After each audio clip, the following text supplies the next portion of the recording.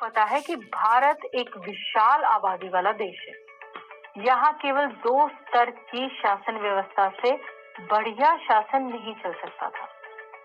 भारत के प्रांत यूरोप के स्वतंत्र देशों से भी बड़े हैं। उत्तर प्रदेश रूस से जनसंख्या के मामले में बड़ा है। महाराष्ट्र जर्मनी के बराबर है। भारत के अनेकों राज्य खुद भी अंदरूनी तौर पर विविधताओं से भरे हैं। इस प्रकार इन राज्यों में भी सत्ता को बांटने की जरूरत है।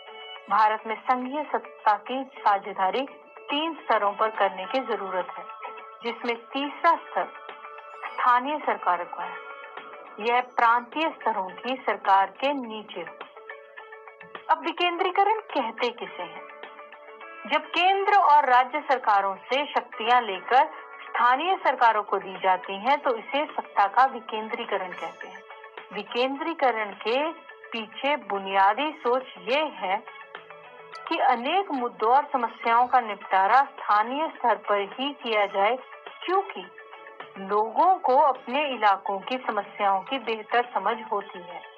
लोगों को इस बात की भी अच्छी जानकारी होती है कि पैसा कहाँ खर्च किया जाए और चीजों का अधिक कुशलता से उपयोग किस तरह से किया जाए।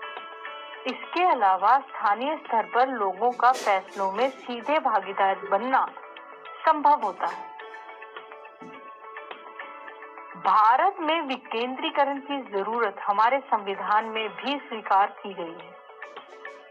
इसके बाद गांव और शहर के स्तर पर सत्ता के विकेंद्रीकरण की कई कोशिशें हुई।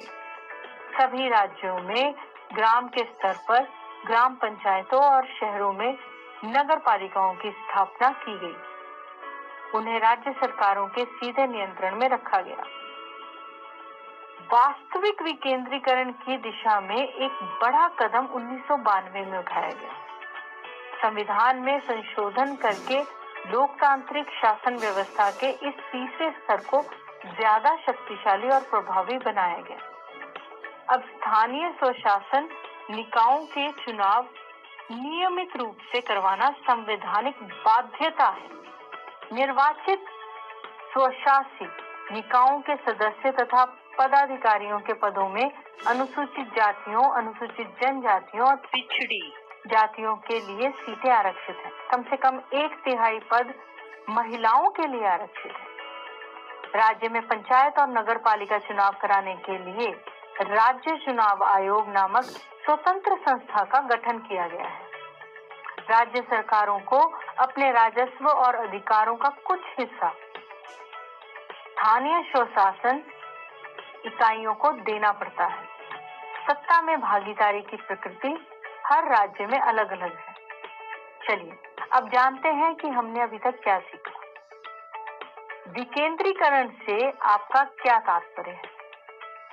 अनेक व्यक्तियों या इकाइयों के मध्य सत्ता के विभाजन की व्यवस्था को विकेंद्रीकरण कहा जाता है।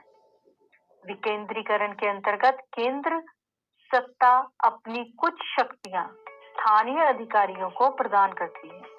फलस्वरूप स्थानीय अधिकारी अपने क्षेत्र में पूर्णतः